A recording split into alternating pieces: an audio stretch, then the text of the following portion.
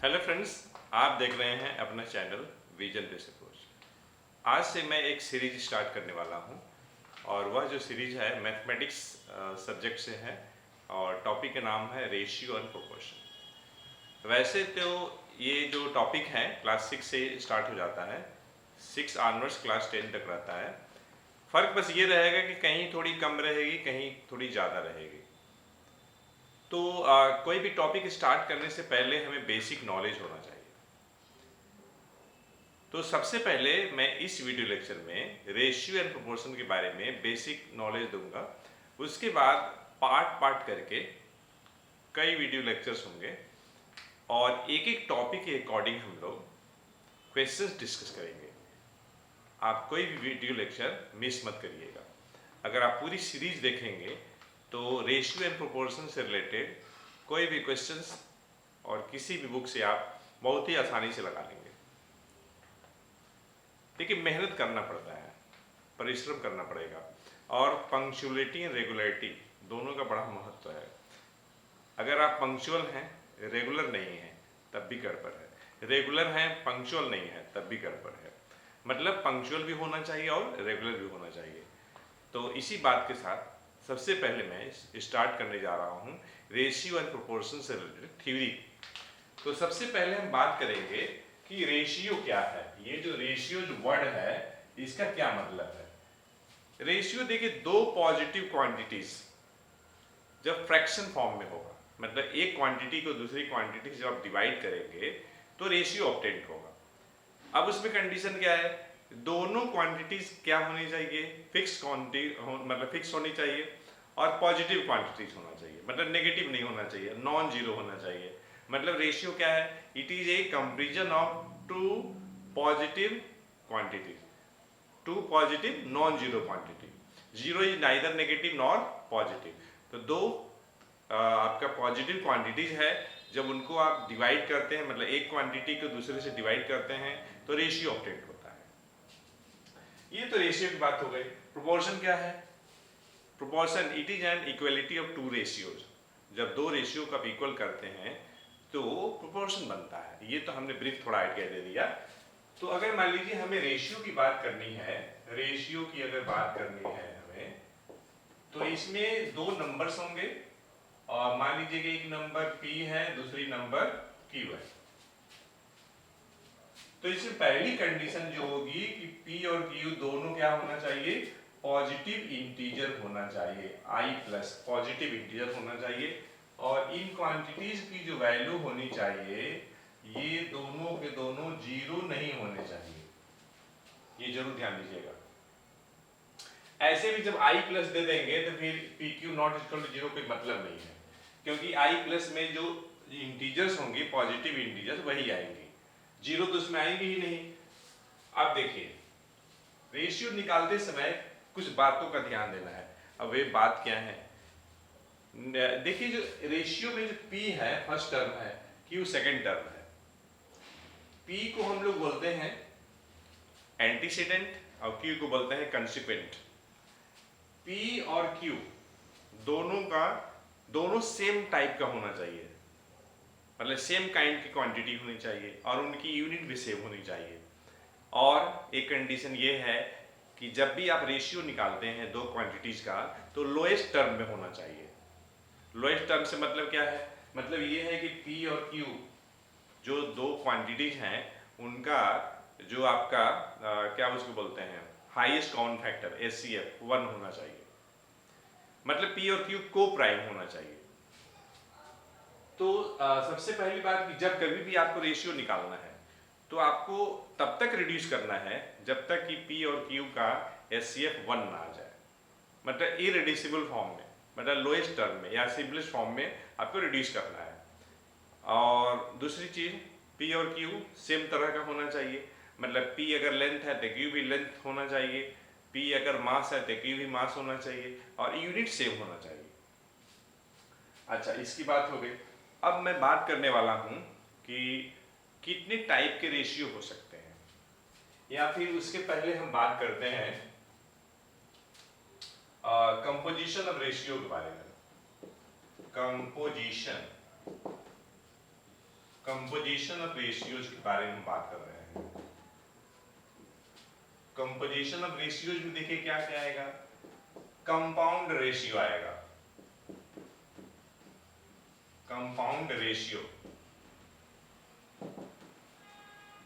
जैसे मान लीजिए हमारे पास रेशियो है A/B और आपका C/D है, आपका E/F है, इनका कंपाउंड रेशियो निकालना है। तो क्या होगा, compound ratio of A/B, C/D and E/F equal to, compound ratio निकालने के लिए हम लोग करते क्या हैं कि जितने भी फ्रैक्शंस हैं उनके एंटीसीडेंट का प्रोडक्ट लेते हैं। एंटीसीडेंट ऊपर वाले को बोलते हैं, न्यूमरेटर को। तो A इंटू सी इंटू ई, और दो फ्रैक्शन का डिनोमिनेटर है, मतलब जो आपका कंसिक्वेंट जो है, consequent B D F product ले लेंगे और रेशियो ले लेंगे। ये आपका कंपाउंड रेशियो मिल गया। अब मैं बात करने वाला हूं डुप्लीकेट रेशियो का, डुप्लीकेट रेशियो का मैं इसकी बात करने वाला हूं। डुप्लीकेट रेशियो, मान लीजिए हमें A/B का ही चाहिए, तो इसमें क्या करते हैं हम लोग, दो इक्वल रेशियो का हम लोग कंपाउंड रेशियो लेते हैं। जैसे A/B इनका कंपाउंड रेशियो लेना है, तो क्या हो जाएगा, A/B इंटू A/B हो जाएगा। और ये सॉल्व करने के बाद आपका आ जाएगा A²/B² आ जाएगा। इसी टाइप से अगर हमें ट्रिप्लीकेट रेशियो की बात करनी है, ट्रिप्लीकेट रेशियो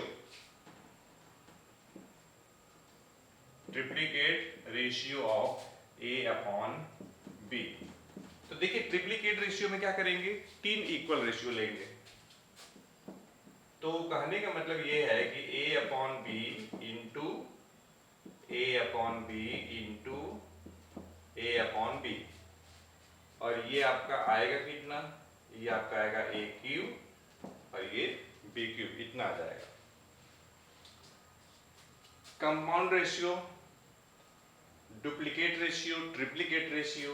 अब हम बात करने वाले हैं, मान लीजिए 4th नंबर, सब duplicate ratio of A/B is, सब डुप्लीकेट रेशियो, ये है आपका एंटीसीडेंट का स्क्वायर रूट ले लीजिए। ये है आपका कंसिक्वेंट का भी स्क्वायर रूट ले लीजिए। तो अगर A/B का सब डुप्लीकेट रेशियो निकालना है तो क्या करेंगे आप, कंसिक्वेंट का स्क्वायर रूट लीजिए और एंटीसीडेंट का भी स्क्वायर रूट ले लीजिए और उनका रेशियो जो होगा। अगर हमें सब ट्रिप्लीकेट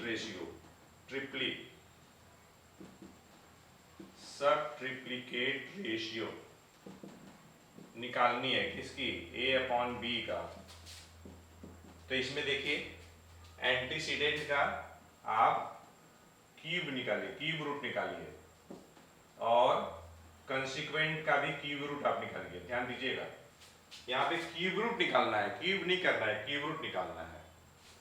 ये दिखाई दे रहा है ना, मैं फिर से लिख दे रहा हूं, यहाँ पे 3 है ये, और ये है आपका यहाँ पर 3 है, मैं इसको हटा दे रहा हूं, ठीक है। अगर हमें रेसिप्रोकल रेशियो की बात करनी है, रेसिप्रोकल रेशियो किसकी, A/B का, तो क्या करना है, बस पलट दीजिए B/A, और यहां पे देखिए A,B नॉट इक्वल टू 0, ये जरूर ध्यान दीजिएगा। रेशियो जब भी आपको कैलकुलेट करना है तो आप ये देखिएगा कि न्यूमरेटर और डिनोमिनेटर सेम काइंड का होना चाहिए और उनका यूनिट भी सेम होना चाहिए और नॉन जीरो होना चाहिए और नॉन नेगेटिव होना चाहिए। इस बात पे जरूर ध्यान दीजिएगा। तो ये टाइप्स ऑफ रेशियो भी कर लीजिए, ये आपका हो गया। अब मैं आगे बढ़ता हूं। अब मैं ये बात करने वाला हूं कि कोई क्वांटिटी है वह इंक्रीज हो रहा है या डिक्रीज हो रहा है और एक सर्टेन रेशियो में हो रहा है, ठीक है। हम इंक्रीज या डिक्रीज की बात करने वाले हैं। इंक्रीज या हम डिक्रीज की बात करने वाले हैं इन the ratio, in the ratio. और रेशियो आपका A:B है। मतलब कोई क्वांटिटी है या तो इंक्रीज हो रही है या तो डिक्रीज हो रही है, रेशियो A:B में। तो देखिए मैं ये कहना चाह रहा हूं कि हमारे पास ये मान लीजिए कि ये आपके पास मान लीजिए ओरिजिनल क्वांटिटी है, ओरिजिनल क्वांटिटी है, ओरिजिनल क्वांटिटी है और न्यू क्वांटिटी। अब देखिए न्यू क्वांटिटी ये इंक्रीज्ड क्वांटिटी भी हो सकती है, डिक्रीज्ड क्वांटिटी भी हो सकती है। तो ओरिजिनल क्वांटिटी, ओरिजिनल क्वांटिटी और new quantity. New quantity increased quantity भी हो सकती है, डिक्रीज्ड क्वांटिटी भी हो सकती है। और इनका रेशियो कितना आ रहा है? A:B आ रहा है। तो हमें न्यू क्वांटिटी निकालनी है यहां से। तो न्यू क्वांटिटी क्या हो जाएगा? न्यू क्वांटिटी जो हो जाएगा आपका B/A into original quantity. Original quantity हो जाएगा, ओरिजिनल क्वांटिटी। इस तरीके से हम निकाल सकते हैं। अगर हमें ये पता है कि ओरिजिनल क्वांटिटी और न्यू क्वांटिटी वे जिस रेशियो में इंक्रीज हो रहे हैं डिक्रीज हो रहे हैं, वो रेशियो हमको पता है, तो हम न्यू क्वांटिटी निकाल सकते हैं। अब हम बात करने वाले हैं नेक्स्ट जो हमारे पास आर्टिकल है उसमें हम बात करने वाले हैं commensurable, commensurable and incommensurable, incommensurable, common स्यूरेबल।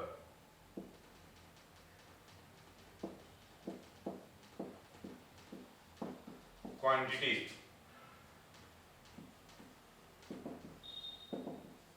मतलब दो क्वांटिटीज कॉमन सेरेबल क्वांटिटीज कब कही जाएगी, इनकॉमन सेरेबल कब कही जाएगी। तो देखिए टू क्वांटिटीज है, मान लीजिए P और Q are said to be commensurable if they can be expressed as the ratio of two positive integer, and if it is not so then it is called incommensurable।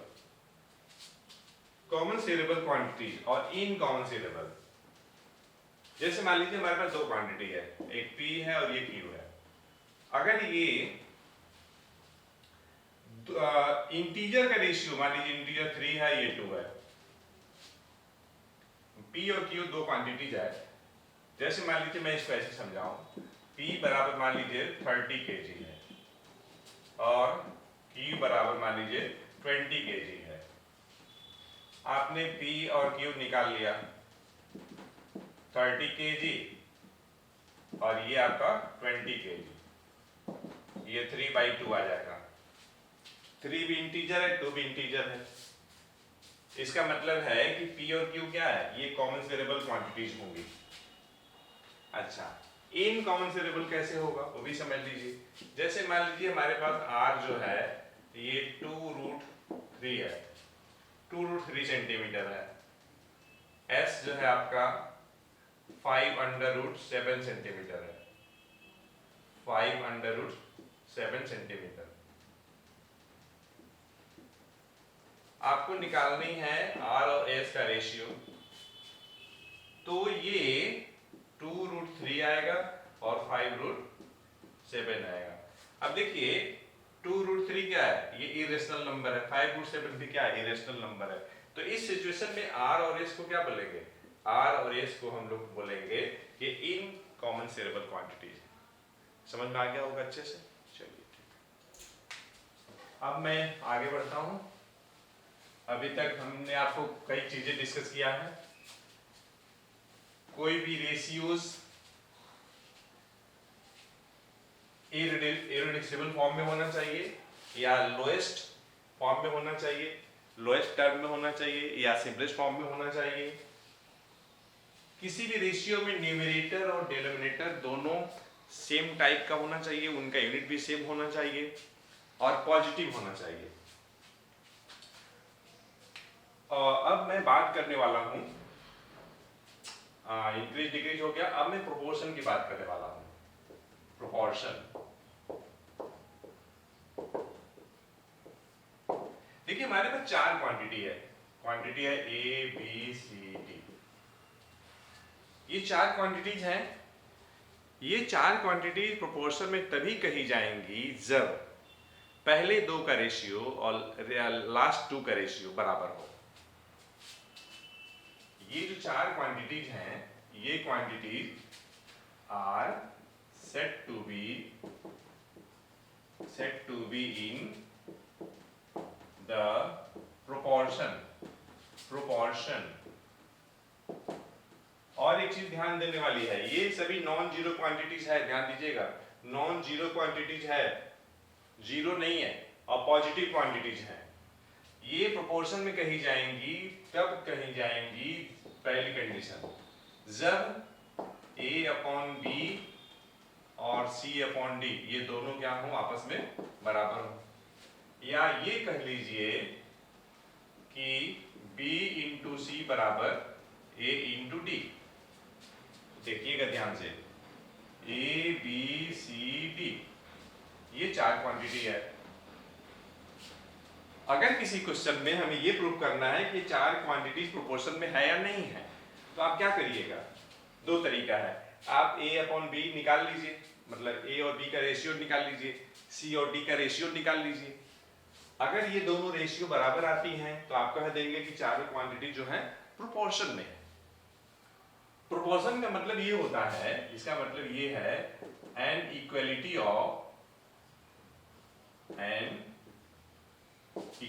Of 2 ratios. ये proportion का मतलब है, N equalities of 2 ratios. तो अगर 4 quantity आपको prove करना है कि प्रोपोर्शन में है या नहीं है, आप क्या करिएगा, फर्स्ट 2 का रेशियो निकाल लीजिए सिंपलीफाइड फॉर्म तक, रिड्यूसिबल फॉर्म तक, इररिड्यूसिबल फॉर्म तक या लोएस्ट टर्म तक। सी और डी का भी रेशियो निकाल लीजिए। अगर ये दोनों बराबर आएगा तो गिवन जो 4 क्वांटिटीज होंगी वो प्रोपोर्शन में होंगी। या तो फिर ये देखिए बीच की क्वांटिटी को, इनको बोलते हैं मीन्स। बीच में है ना, 3 का प्रोडक्ट निकाल लीजिएगा, प्रोडक्ट ऑफ मीन्स। किनारे किनारे वाले को हम बोलते हैं, इनको बोलते हैं हम लोग एक्सट्रीम्स बोलते हैं। तो आप इनका प्रोडक्ट निकाल लीजिए। तो कहने का मतलब ये है कि या तो a अपॉन बी और c अपॉन डी निकाल के बराबर कर दीजिए, या bc बराबर ad कर लीजिए। अब bc को क्या बोलते हैं, bc को हम लोग बोलते हैं प्रोडक्ट ऑफ मीन्स, और ad को क्या बोलते हैं हम लोग बोलते हैं प्रोडक्ट ऑफ एक्सट्रीम्स। तो अगर ये ऐसा होल्ड करेगा तो हम कहेंगे कि चारों क्वांटिटीज प्रोपोर्शन में है। अगर product of means product of extremes के बराबर है तो उस कंडीशन में चारों क्वांटिटी प्रोपोर्शन में होंगे। ठीक है, अब देखिएगा ध्यान से, यहां पे ध्यान देने वाली बात है। अगर 4 क्वांटिटी प्रोपोर्शन में दिया हुआ है तो ये जो आपका ये जो है D, इसको हम लोग बोलते हैं फोर्थ प्रोपोर्शनल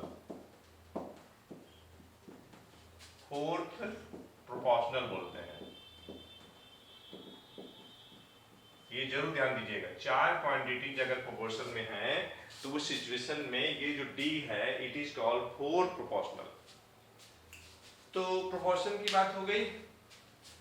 हाँ, ये यहाँ पे ध्यान देने वाली है बच्चों, यहाँ पे A और B का जो है सेम काइंड का होना चाहिए, ये भी सेम काइंड का होना चाहिए, लेकिन जरूरी नहीं है कि जिस काइंड का ये हो ये भी उसी काइंड का हो। जैसे मान लीजिए मास का रेशियो है, तो ये हो सकता है कि पैसे का रेशियो हो, रुपीज का रेशियो हो, या ये मान लीजिए लेंथ का रेशियो हो। It is not compulsory that ये जिस टाइप की होगी उसी टाइप की ये भी हो। हाँ, ये दोनों सिमिलर होगा, अगर ये मास का है तो ये भी मास का होगा, ये लेंथ का है तो ये भी लेंथ का होगा, लेकिन ये जरूरी नहीं है कि ये चारों के चारों मास के ही हों या चारों के चारों लेंथ के ही हों, ये जरूर ध्यान दीजिएगा। तो इस तरीके से हम लोगों ने प्रोपोर्शन के बारे में बेसिक चीजें पढ़ा। अब मैं आता हूं प्रोपोर्शन से रिलेटेड, मैं आपको बताना चाहता हूं कुछ रिजल्ट और भी, ध्यान दीजिएगा। और रिजल्ट कुछ इस टाइप से है, हम बात करने वाले हैं कंटिन्यूड प्रोपोर्शन का। कंटिन्यूड प्रोपोर्शन, जैसे मान लीजिए 3 क्वांटिटी हमारे पास है, ए, बी और ये सी, ये तीनों का तीनों कंटिन्यूड प्रोपोर्शन में है, are in the continued proportion. ये तीनों का तीनों जो है कंटिन्यूड प्रोपोर्शन में है। तो देखिए उस सिचुएशन में क्या होगा, क्या A is to B equal to B is to C। अब यहां से क्या होगा, A अपॉन B इक्वल टू B अपॉन C। ध्यान दीजिएगा, अगर 3 क्वांटिटी कंटिन्यूड वर्ड लगा है यहां, ध्यान दीजिएगा कंटिन्यूड प्रोपोर्शन, तो A अपॉन B इक्वल टू B अपॉन C, और यहां से देखिए क्या मिल जाएगा हम लोगों को, B स्क्वायर बराबर AC मिल जाएगा। तो B क्या हो जाएगा, अंडर रूट AC। यहाँ पे इस B को क्या बोलते हैं, B को हम लोग बोलते हैं mean proportional, mean proportional between A and C, between A and C। और इसको हम लोग ज्योमेट्रिक मीन्स भी बोलते हैं, ज्योमेट्रिक मीन्स भी कहा जाता है किसको, इस B को। जरूर इस बात को ध्यान दीजिएगा। और यहां पर देखिए A is to B equal to की जगह पे ये एज भी लिख सकते हैं, और इसको हम लोग बोलते हैं थर्ड प्रोपोर्शनल। C को क्या बोलते हैं, थर्ड प्रोपोर्शनल, बात को समझिएगा। और इस B को क्या बोलते हैं, मीन प्रोपोर्शनल और ज्योमेट्रिक प्रोपोर्शनल। थर्ड प्रोपोर्शनल किसके, third proportional to A and B, A and B। देखिए जब 3 क्वांटिटी प्रोपोर्शन में होंगी, कैसी प्रोपोर्शनल, कंटिन्यूड प्रोपोर्शन में, तो उस सिचुएशन में जैसे देखिए A अपॉन B इक्वल टू B अपॉन C होगा, और क्रॉस मल्टीप्लाई किया हूं, B into B B square, A into C AC, B निकाल लिया। अब यहाँ पे ध्यान देने लायक है, B स्क्वायर बराबर AC है तो B बराबर आप केवल अंडर रूट AC लीजिएगा, मतलब पॉजिटिव स्क्वायर रूट लीजिएगा। उसका रीजन ये है कि जो रेशियो जो डिफाइन की जाती है केवल पॉजिटिव क्वांटिटी के लिए डिफाइन की जाती है, नेगेटिव के लिए डिफाइन नहीं की जाती है। तो B स्क्वायर की वैल्यू अगर AC आ रही है तो B क्या लेंगे, अंडर रूट केवल AC लेंगे, भी पॉजिटिव लेंगे। तो इस तरीके से मान लीजिए कि अगर 4 क्वांटिटी प्रोपोर्शन में होंगी तो क्या होगा, 4 क्वांटिटी मान लीजिए हमारे पास है, A B C D are in the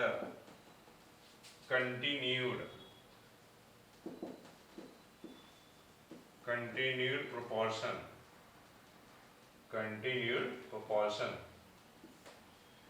तो उस सिचुएशन में क्या होगा, देखिएगा A अपॉन बी इक्वल टू B अपॉन सी इक्वल टू C अपॉन डी बराबर के, मान लीजिए लेट। तो यहां से क्या मिल जाएगा, इधर से चलिए C अपॉन डी बराबर के है, तो C बराबर डी के मिल जाएगा। हम लोगों ने क्या किया, देखिए हर एक रेशियो के बराबर है, तो C अपॉन डी भी एक रेशियो है, इक्वल टू के ले लिए तो C बराबर डी के मिल गया। अब देखिए B अपॉन सी बराबर के, तो B बराबर मिल जाएगा C के, और C की वैल्यू कितना है, डी के है, तो ये हो जाएगा आपका डी के स्क्वायर हो जाएगा। A अपॉन बी इक्वल टू के, तो A बराबर B के, B की वैल्यू C के है, तो C के स्क्वायर मिल जाएगा। और अगर आप b के बराबर डी के स्क्वायर रखते हैं तो डी के क्यूब मिल गया। मतलब a की वैल्यू आप b के भी लिख सकते हैं, c के स्क्वायर भी लिख सकते हैं, d के क्यूब भी लिख सकते हैं। उसी टाइप से b की वैल्यू c के भी लिख सकते हैं, d के स्क्वायर भी लिख सकते हैं, c बराबर d के, जैसा हमारा रिक्वायरमेंट रहेगा वैसा काम कर सकते हैं। ठीक है, तो ये बात हो गई। अब मैं इसको हटाता हूं।